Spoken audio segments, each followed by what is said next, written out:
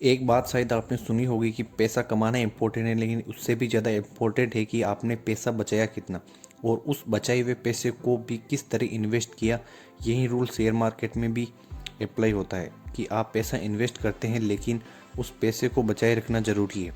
Larry height के according यदि आप दांव नहीं लगाते हैं तो आप जीत नहीं सकते, और यदि आप अपने सभी पैसे को खो देते हैं तो आप दांव नहीं लगा सकते।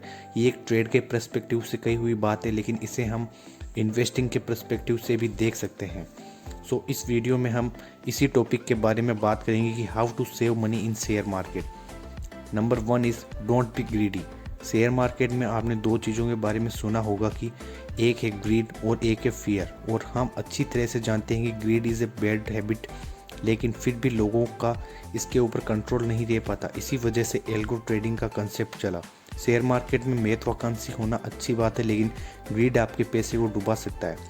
नंबर सेकंड आता है, जब भी आप इन्वेस्ट करते हैं तो किसी बड़े इन्वेस्टर के पोर्टफोलियो को देखकर इन्वेस्ट नहीं करें, क्योंकि वो किसी अपनी अलग स्ट्रेटजी को लेकर इन्वेस्ट कर रहे होते हैं, लेकिन आपको अपनी स्ट्रेटजी के अकॉर्डिंग पैसा लगाना चाहिए।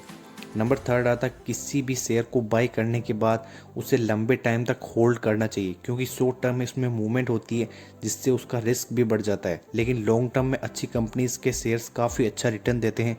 इसके लिए आपको इन्वेस्ट करने के लिए अलग पोर्टफोलियो और ट्रेडिंग के लिए अलग पोर्टफोलियो का यूज़ करना चाहिए। नंबर फोर्थ आता है, don't check your investing portfolio daily. आपको इन्वेस्ट करने से पहले शेयर्स को अच्छे से परख लेना चाहिए, उसके बाद उन शेयर्स के पोर्टफोलियो को डेली नहीं देखना चाहिए। इससे आप शेयर्स को होल्ड नहीं कर पाएंगे। नंबर 5 आता है, don't invest in one sector.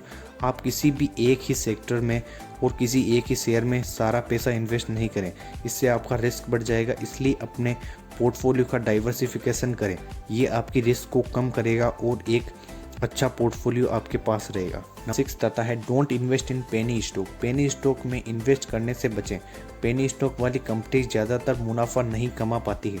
बहुत ही कम पेनी स्टॉक वाली ऐसी कंपनीज होती है जो अच्छा रिटर्न दे पाती है। इसलिए नए इन्वेस्टर्स को पेनी स्टॉक से दूर रहना चाहिए। आपको कुछ टॉप सेक्टर्स के टॉप शेयर्स को ही चूज़ करना चाहिए।